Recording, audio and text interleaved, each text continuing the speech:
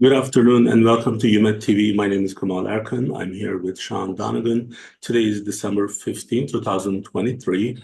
Sean, how are you doing? I'm doing great, Kemal. How are you? Good. So today we were going to have our Congresswoman, Lisa Blunt-Rochester.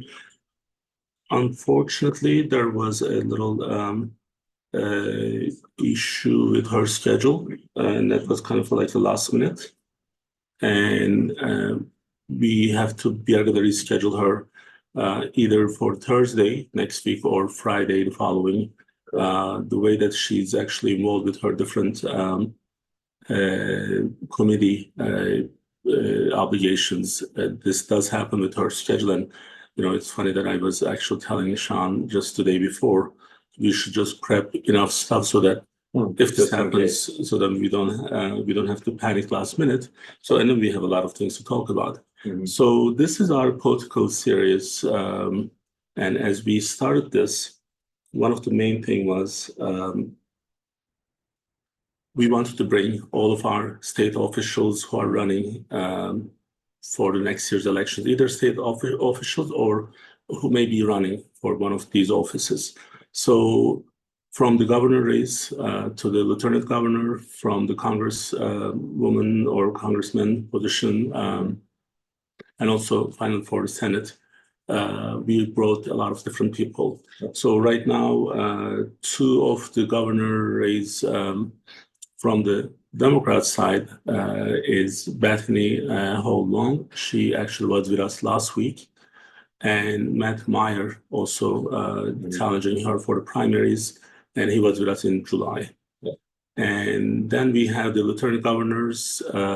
We had Sherry Dorsey Walker as well as Kyle Evans Gay. And then they were both with us. Both joined us already.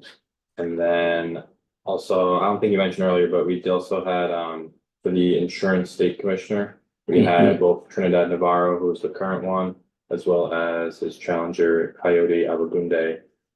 Both did join us already. And then, as you mentioned earlier, running for Congress, we've had Sarah McBride, Eugene Young, and Colin Davis, all with us. And when we do this, we do invite everyone. So Republican, Democrats. We were not so lucky with the Republican candidates so far, but we do have confirmed. Is it one or two different confirmed candidates? Yeah, so for Congress, it was Danielle Hall. She's joining us in January. And then also, as you mentioned, Lisa Blunt-Rochester was supposed to be here today, but with her rescheduling, she is still going to be a featured guest, as well as Dr. Michael Katz, and they are both running for U.S. Senate. And then the other one that we did want to mention, fairly strongly certain that he is going to be running for mayor of Wilmington, and that is John Carney. Yes, and he will be with us in February, not for the election necessarily, but for his last year's budget review. I think it's going to be first week of February, first Friday of February. So now many of people, they have different questions when we do these types of events. Why we do it? We are a healthcare company. Now, when we look at elections, healthcare is either number 2 or number 3 concern of everyone. So that's because our policymakers, which I always say that this is a really important part, we have an active, very dynamic way of making decisions in this country, and our state officials, elected officials, are primarily in charge of all these legislators and the laws, that anything that's new, either they get input from real organizations, real people, or they do it from their own experiences. Our goal is to make sure that we can actually help them and collaborate while they're actually making any changes. And this is not just from one side of the healthcare provider standpoint, but also as an employer, as a business owner, as a person who lives in this state. We look at it from different perspective. So now the way that we have, if we were to kind of go into the how we are preparing for these events, we started adding Twitter surveys, well, X surveys. That was a mistake that guy changed the name because, you know, We know it's still Twitter. right? So it's going to take a lot of time. So, and interesting enough, for the preparation for Lisa Rochester's live event, we had 4 questions we posted, and we had the most participation so far ever. But I do want to go back to the first survey from last week, and the way that because when we actually presented, it was not fully done. So we finally got 287 votes, and from that, economy with 36%, that was the main concern for most people, and the number 2 with 32%, it was public safety and crime. And healthcare was number 3 with 19%, and education system was number 4 with 13%. Now, based on this, Twitter doesn't allow you to post these types of surveys in different formats. There's only one format. You can add up to 4 options or answers. A lot of haters out there, they kind of bash me with the way that we have the questions or the options. But the thing is, if they were a little bit smart enough, they would know that there are options and the format is very limited. So always use this, so then you'll see the answers easier. Now, let's go to these surveys, which we are going to address these with Congresswoman, hopefully next week or the following, because we wanted to build our discussion around the 2 main issues. One is the economy, and the other one is the foreign policy of the United States. And then we were going to add other things altogether. So, Sean, let's start with number 1 question. And what was our question on the first survey? So the first one we had there, which you'll see in this video share, I'm not sure where the loop is in it, but I'm just going to go in the order of the PowerPoint. But the first one I had we're going to start with is, do you believe economic considerations should influence the U.S. foreign policy decisions? And just to recap, there was a total of 673 votes, and of those, 65% said yes strongly, and then 26% said no, and the other 8.5% was unsure. So it looks like a strong majority is saying that yes, the economic consideration should influence the U.S. foreign policy decision. Now, we can elaborate this question a little bit, because the way that we actually, you and I, we designed these questions. So what was our goal with the question? I think what we were hoping that people interpret it as is, when it says, do you believe economic consideration should influence U.S. foreign policy decisions, is that before the U.S. gets involved with whether it's sending aid, making new deals, whether it's, you know, financial or just trading, even like doing the sanctions with Russia, we're saying that prior to having any of these actions taking place by the U.S., should they be considering the economic potential, whether it's a consequence or benefit that may... Consequences or the benefits. So are we more concerned about what this may cost us or what this may bring us as a benefit? I'm sure it depends on what the situation is and what the US's end goal is for a particular thing. But I mean, like we're talking about in the recent news that we've covered with Russia and having the sanctions that the US put out there. So that was the goal, was to benefit the US and also Ukraine, who they're providing aid to at the time, but sanctions on Russia would prevent their economy from operating at its full optimum level as it was prior to those sanctions. So not allowing other countries to trade with them. So it depends. Are you surprised with the answer? No, I mean, I think before you do any type of action, I think it's rather obvious that you would weigh the outcome consequences, whether it's positive or negative. I don't think you should just go out there and implement a policy or say, hey, we're going to sign this. I don't think as a businessman you wouldn't sign a contract without thinking, hey, what it's going to do for myself or the company. You know, you'd want to in your mind at least see what's the likelihood of it playing out, one way versus the other. Obviously, nothing's a guarantee. It's not, hey, if I do this, this is 100% going to happen. But I'm sure you can weigh those, cost, the risk to reward, you could say. But yeah, overall, I think it's not surprising that over 65% said yes, we should be considering. So prior. the way that we actually, when we look at different items, different issues that people are concerned, economy is always number one. Economic stability, rather, would be number one. So this is related to that, although it's a foreign policy issue, but it is an issue of economics. So if it doesn't have the right outcome, then we are concerned, right? Yeah. So now the second question, we had 681 votes. I'm sorry. Second one is, let's do the how would you rate the current state of U.S. Foreign relations? So this is one of the most answered one with 1,025 votes.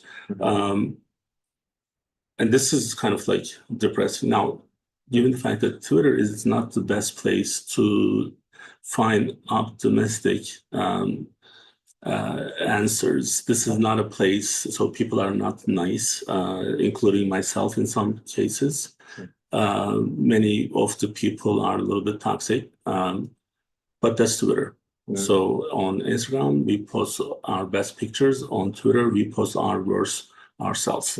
So, and then that's probably kind of painted with that. So people really need to kind of consider that when they're actually reading these answers. But 1,025 is a good number of people. And there were three options. Again, the question was, how would you rate the current state of U.S. foreign relations? And 79% says poor, 14% says excellent, and 7% says not sure. Now, one other thing that I should say that we did promote these surveys, but we didn't promote. There is no option to just promote this only for Republicans or for Democrats or just for independents. So this is for public. So, your take? Again, not surprised. I know there's a lot going on globally that maybe is, to use the word, more drastic than years, more extreme maybe than years prior. If you think about a full-out war with Russia and Ukraine, talk about the conflicts between now Israel and then Palestine, Hamas situation going on. I know there's other, when we talk about our global conflict tracker, there's other ongoing tensions that have yet to be resolved, let alone like improve.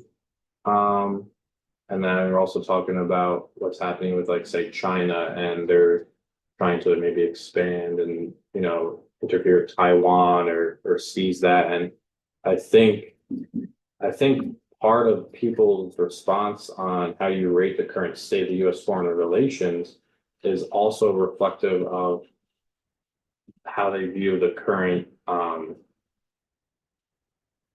presidency. But I think it's an overall rating too. Well, we are going into the fourth year, right? So it's fair to say that this is the current state of our current government. Right. So time has passed where the influences. I was a little bit, I don't know if Lisa's team is watching, but I was worried that they saw these results and then they wanted to prep a little bit longer maybe, because this is not what I wanted to see. Yeah. Or none of us are happy with what we are seeing, because there is a clear dissatisfaction with 79% is saying that it's not like 54, 55%, it's clear 79%, because that means not only Republicans, but also Democrats are not happy with what we are doing today. Yeah. And that's a good accomplishment for the current government, I guess. Who's current? So yeah, and then again, just the fact with these surveys is you need to see what the people are concerned about. And I mean, think about, you need feedback to see, am I doing it? Is this what from a business side, you say, is this what the customer wants? But from the government side, is this what the people want? Like, I represent these people. Are they satisfied or proud of what we are doing right now? Or they say, no, let's try something else. Like, we're not happy with what's currently happening. Let's try this alternative. So I think seeing these is beneficial for regardless who said Democrat, but whoever is in charge of representing people and voting on certain policy, like, you need to know what the people you're representing, how they feel, because then that's your job.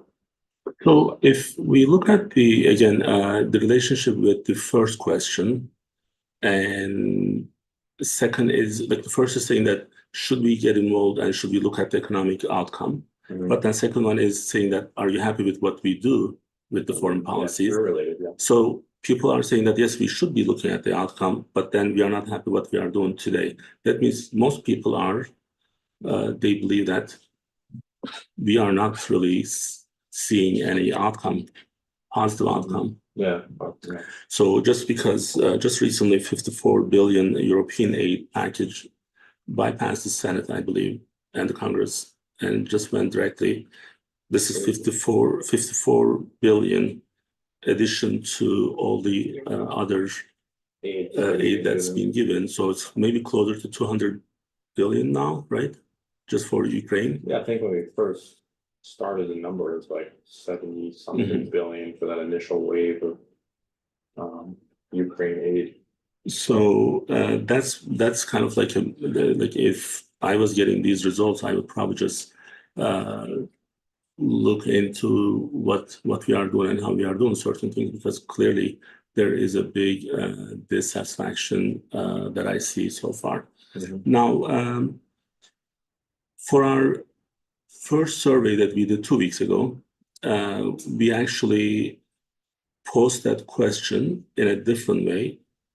And we said, what economic issues concerns you the most right now? So when we look at this one, we have about 778 people respond to this. 37% is worried about housing affordability, which we discussed these with the interest rates and the mortgage rates, how we are actually not able to get the good numbers in terms of getting a loan, and you are now paying 70% more than what you used to pay. The examples that many people would remember with the 300,000 mortgage rate, how much interest we would be paying, and then it's not even affordable at this point.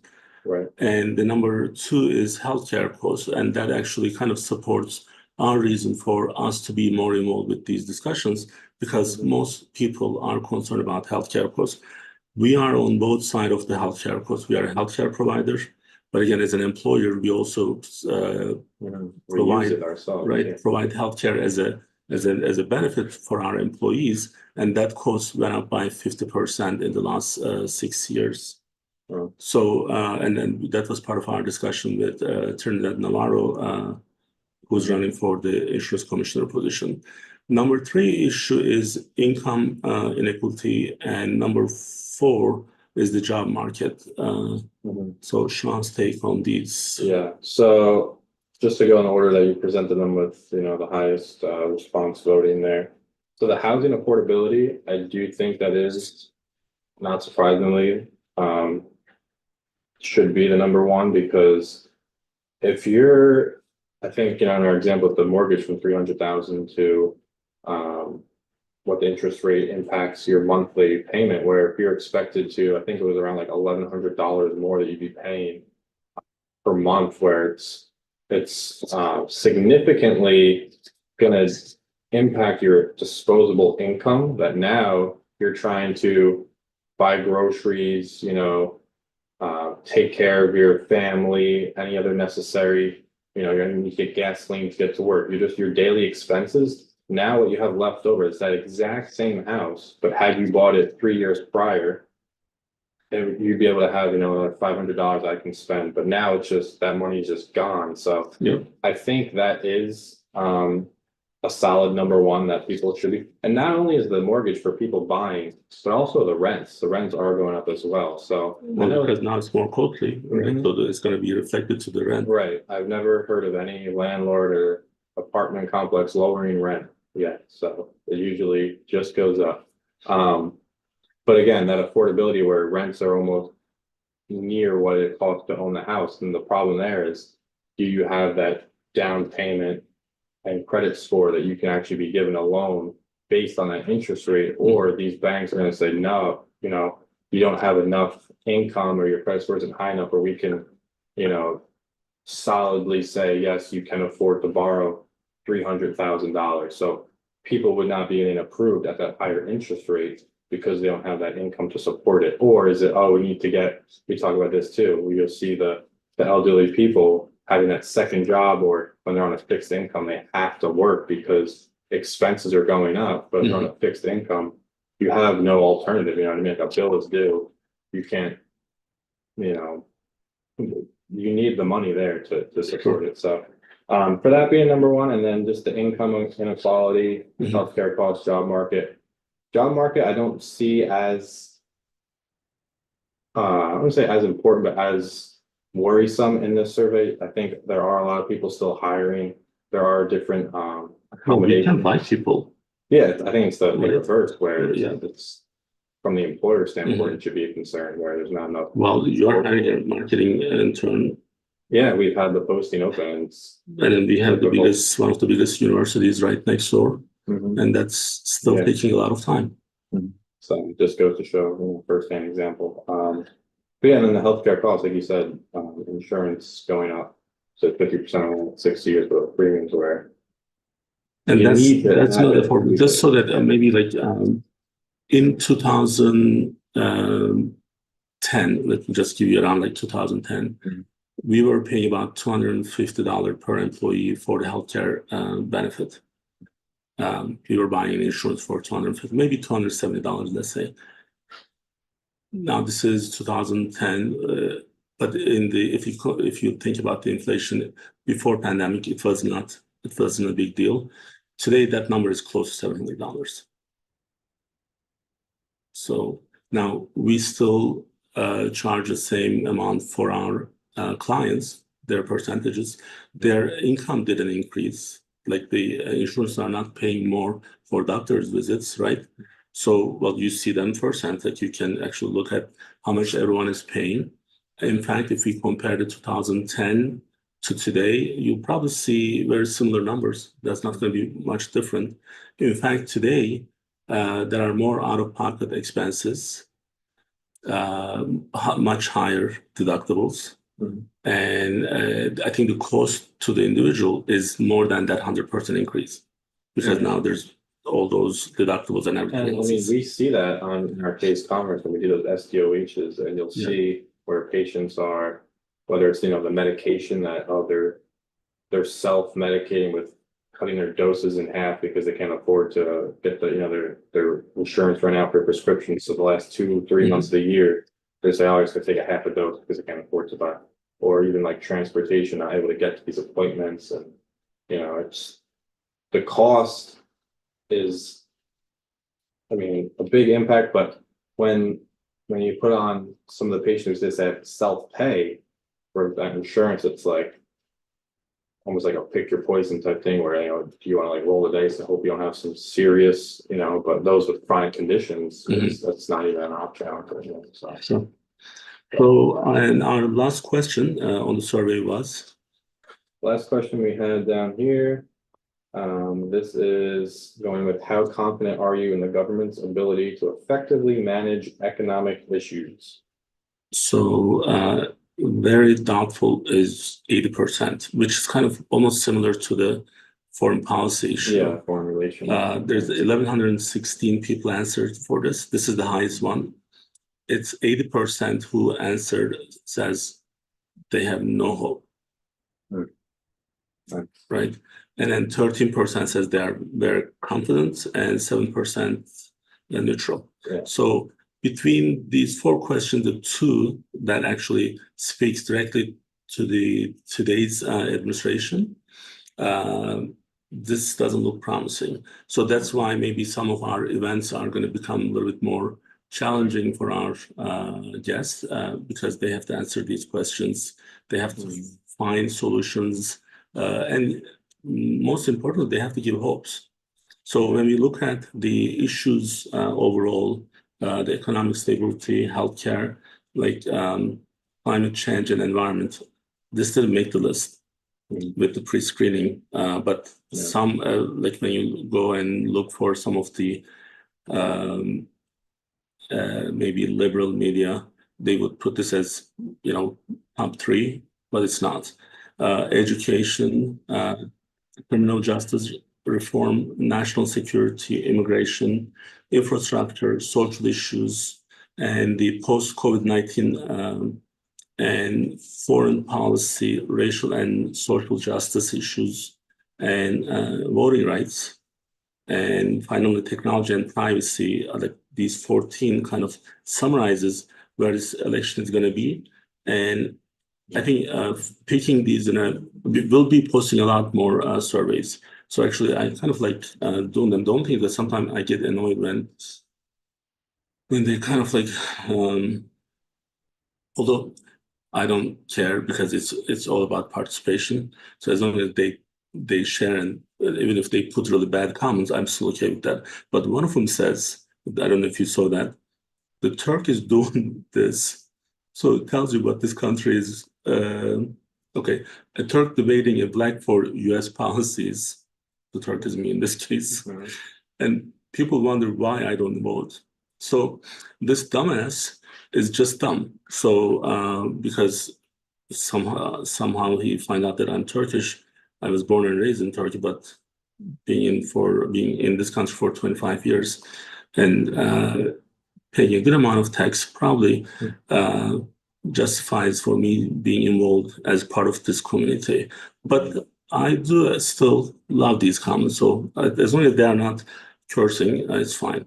But a lot of people are not hopeful. The people who put comments, other than just answering, like one of them says, like at least I saw a couple of them, very doubtful just because you don't have an option for worse. So like they're not even happy with some of these. So this actually is a maybe good time for Democrats to sit down and think about because there's still 1 year or 11 months for the elections. And thinking that consider that this is not just for one political party. It is going to be an important process. Well, they have to really spend enough time to process these and then make changes. And I think part of it, again, sometimes I feel like we are going to get in trouble with some of these, but someone who is at an age where we expect him to perform and then he can't. And then the country leader is important. So, and part of it is maybe related to the president directly, but it's not helping anyone else. So if I see these results, I have to kind of really think about, okay, am I doing a good job, or am I helping my own people, and how actually we can reshape this future of this country in a better way. So because we do make bad decisions, not just on the economic side, but also on the foreign policy and others. And you can tell that people are not happy with what we are doing today.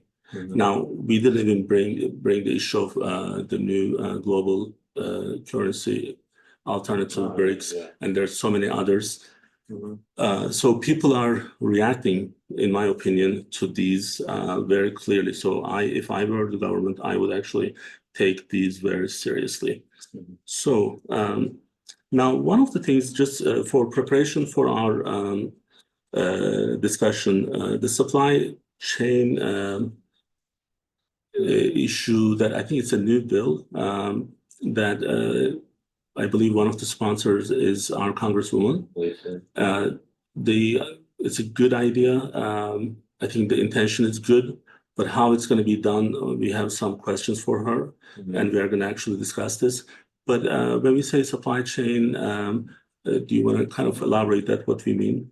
Yeah, so I think it's talking about outsourcing the production of a lot of the goods that may be able to be produced domestically. So I know if you think of like car manufacturers, one of the big ones where people go like, I'll buy like Chevy Ford, made in the US, or even other startup companies that are saying, oh, this is proudly made in the US versus some of the slides, maybe we'll get them later and might save them for the session with Lisa, but China being one of the biggest exporters, I mean, it's not new news to anybody.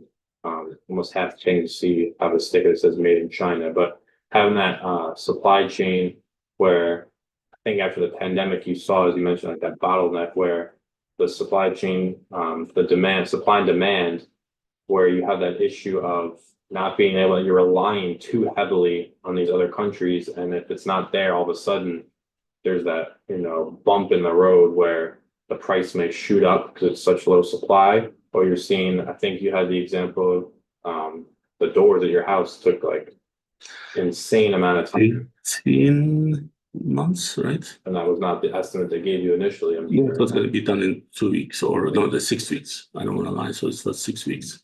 So I mean, that's just again, case and example right there where you're seeing that pushback. But if you have certain things that may be produced, I know another big one, and a lot of the debates is also the drilling, oil drilling, the US being one of the, could be the biggest oil producer. You talk about the fracking that they also use to get that natural. And I know you like that topic, so you won't forget. I just want to kind of echo what you are saying about the supply chain issue. So these are the countries we rely on for the export, right? So the number one is China. And this is, let me just read this. So top suppliers of foreign value added in US exports of business services. So this is for the business services. So China is number one. Number two is Canada. 2, 3, 4, 5, 6. Number 7 is Saudi Arabia, which is your oil issue. Now, the other question, like these are actually, maybe I'll just show it in this other graph that we have. Look. So this is also, now first one was about the business services, how like the top suppliers. For top suppliers for manufactured goods, number one is also China. So, and all the global issues that we are actually in kind of conflict with these days, China is on the other side of that conflict. But yet there are top suppliers. So now this supply chain issue is crucial because if everything we see is right, meaning if we don't have some backdoor deals that we are not able to tell, and if we take everything based on face value today, meaning that China is on the other side of the table, okay, then it tells me that I'm most dependent on China. Now, yeah. I want to just remember what you were going to remember was your oil, which you won't forget, but I want to give you one other example, which is kind of similar to what we have in healthcare. So when we didn't have the surgery center, we were 100% relying on the hospitals to give us OR time. Well, hospital at the same time who was trying to hire our physicians, our surgeons, which they did some, and they were trying to kind of shut down our businesses. But yet I rely on them to give me availability on the OR, the operating room. And the only way that I was able to get away from that dependency is opening a surgery center. And that's why we got our second surgery center license 2 weeks ago, because we want to have minimum reliance on the hospital system. So this is kind of like every time I see these issues, I always take them in a way that, well, this is what we actually go through in our businesses. It's not just with the countries, it's also with any type of business. This type of dependency on the foreign manufactured goods and business services with your biggest enemy is already telling you that you are always going to have a problem. Now, let's go ahead with the oil. Yeah, so John wants to just drill everywhere. So I mean, if you look at, I think it was right when Biden won the last election, one of the first things they did was to stop, the drilling, the pipeline and everything in the U.S. And I know, just we always refer back to other sessions, but think back to when we were tracking the gas prices and we had all the pictures you know, it was each week it would go up by, it seemed like 15 cents a gallon for like regular. I think it was like 4.70 something a gallon for like regular gas, where again, you're talking about the dependence on China seems to be the overwhelming, you know, sole one that we're relying on the most. But if there are options, like you're saying, to where your example, hey, let me open my own surgery center, that way I don't have to rely on that OR time. That's my only option. You feel cornered. If you have the option to have your own oil being produced here, you know, drilled for, and it will also lower the cost for everybody across the country because you're not paying to have it shipped in from other, you know, imported, then isn't that a win theoretically? I mean, obviously it depends on the oil reserves, and you don't want to deplete your own reserves in case of emergencies, because then you'd really be stuck to rely on outside in like a time of crucial, you know, needing. But I think just mitigating the reliance here and there on certain things isn't a bad idea, whether that's oil or other type of, you know. Well, do you have an idea about, and I don't want to put you on the spot, but do you have an idea about the total spending by US, like just like from any kind of manufacturer, any of the services that we have, like total yearly is 5.9 trillion. So when we look at 20% of that's being relying on a country that we have a really like it's our number one enemy. So much competition with them, right? So this is $6 trillion dollars. So it's a huge business, and you know we have to actually like, and the reason why we actually do this is because for us it's cheaper to get these, right? So I mean, just because we want to make it here doesn't mean that we want to pay 3 times more. If you are going to do it here, then we want to be competitive. So then we don't want to actually have the same thing by paying them twice or 3 times. So, which in some cases that was the case.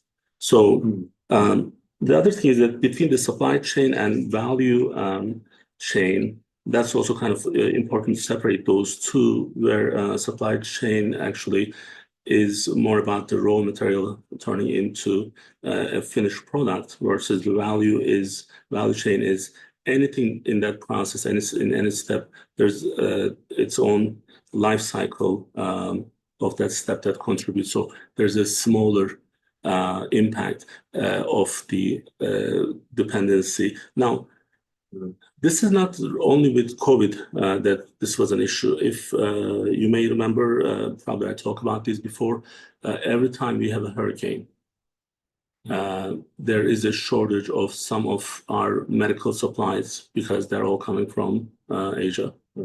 So in the surgery center, we have, if James is watching right now, he can probably tell you how many different items on a back order because of the shipping. So because of the hurricane. So it's not just the pandemic, COVID-19. This was always a problem. So now with Lisa Rochester's bill, I think they can address some of these issues. My concerns, which I'm going to probably ask her as well, or you'll remind me that I should be asking her, by creating more committees and more steps, and just in terms of, and for the sake of oversight, if it becomes heavier to process these, and just we are going to have 5 more committees to see what this supply chain issue is, that's not going to solve the problem. We need practical, quick results, which I think goes to your point on what can we do here to actually help us the most. So the oil is a really important one when we are trying to push for the electric cars, which are one of your favorite topics, right? So what's the cost of it, and what's the actual benefit? We really need, just because we want to do it doesn't mean that we should be doing it, because maybe the benefit is not there. Well, so there goes back to your survey talking about was the question was specific to foreign relations, but should you consider the economic outcome? But same thing for domestic. Should you be considering it? Say yes. So now what do we have on the global videos number 2? So the second one did relate a little bit to what we were talking about there with the supply chain. also had the manufacturing, but we also didn't want to forget the conflict tracker and the other maybe news that isn't making the news. So I know one of the slides I had in there, I was talking about the Tigray situation. And again, we mentioned how Ukraine and Russia is all in the news. We saw the Israel Hamas. You couldn't change any channel without seeing some type of update, any Twitter feed, Instagram, somebody's posting something about it. But then on the other side, what's happening with Ethiopia and the Tigray region with now the famine going on, and it's just not seeing the same type of coverage. And again, is it because with that same survey question, there's no economic maybe benefit be getting involved there for the US? So things to consider, but we didn't want to omit it because it is happening. So. Well, the reality is this: if US is dominating the rest of the world, then you need to look at what our structure here is. Our structure is all about the lobbying. US is all about legally, you are able to lobby for what you want, right? So if you look at the spendings by lobbyists, industry, you'll see hospitals, you'll see pharmaceutical companies, you'll see weapon manufacturers, you'll see oil companies in the number, like in the top 5, top 6. But what also you'll see is where the money is. So right now, money is with, well, you know, when I say this, I think I'm qualified to say this, but who's managing the money in United States is the Jewish businessman. Finance is in the hands of Jewish people here, right? So now it's interesting. In the 70s, if you look at back in the 70s, I'm not old enough to know what was happening in the 70s, but I read. So there was a big discrimination against Jews until the 70s, even early 80s. So that changed in a way that now that group is the most powerful in terms of money and in terms of lobbies. So now this is not against the religious beliefs of anyone, but this is about how lobbies are working. So when you're in charge of the lobbying firms, and if your sister company or brother company, Israel, is in trouble, you'll make the whole world all about Israel because they have the power to do it. Now, what's the population in Israel? Is like teens, right? It's not a big number. What's the population of Ethiopia? Is about 110 million. Just the Tigray is not that much smaller than Israel, but they don't have good presence here. They don't have power. They don't have money. And there's no economic outcome for most countries. So they don't care. This is the reality that we live in. Remember what Elon Musk was saying, that the reality of goodness versus not the perception of it. Like, let's read this right. Reality of goodness versus not the perception of it. So people just do things just because it's there from their point, their perception, that's what they should be doing. So we are not even allowed to talk about certain issues anymore in this country. UPenn's president had to resign for comments that she made in the Senate hearing or in the Congress, like one of them. So now they are putting the Bill Ackerman, one of the billionaires, he's putting a lot of pressure on the Harvard president to resign, the Yale president to resign. Why? Because they don't think the way that he does, but he has the money. So, well, that's why we are actually talking about those. And today, I sent you the video, right? The Ukraine one. There is a press reporter in Israel, a Turkish guy. He was being beaten by Israeli soldiers just because he was doing his job. So this is happening. And it's not like, like I always say, and then I borrow this from Robert Sapolsky. So we don't hate the violence, we just hate the kind of violence. So if we do it because it's going to benefit us, we love it. We just want to kill everyone. But if it doesn't, if it's harming us, then we don't like that. So that's how this whole, today's reality is. So, but we still need to keep doing what we are doing and make sure that people who are decision makers, they hear what we need to say. So we, because of that, I believe what we do in these events is extremely important. Because I think that's the only way that we can call out these people who say, the reporter says, oh, the the guys from Ukraine is just like us, the refugee, because it's the blue-eyed blonde person versus the one from Syria is not, so we won't let them in, but we let this person in. We want to actually fight against those because that's also the society that we live in. So we cannot really stop. We cannot turn our heads to these types of things because that's, as a healthcare provider, that's part of what we do. Because what do we deal? One of the number one issue that we deal with is depression in this country. Why do you think people are depressed? Because everything that's happening around them. They watch the news. Right. So, well, they don't only watch the news, but they also process them and then see how bad these decisions are made.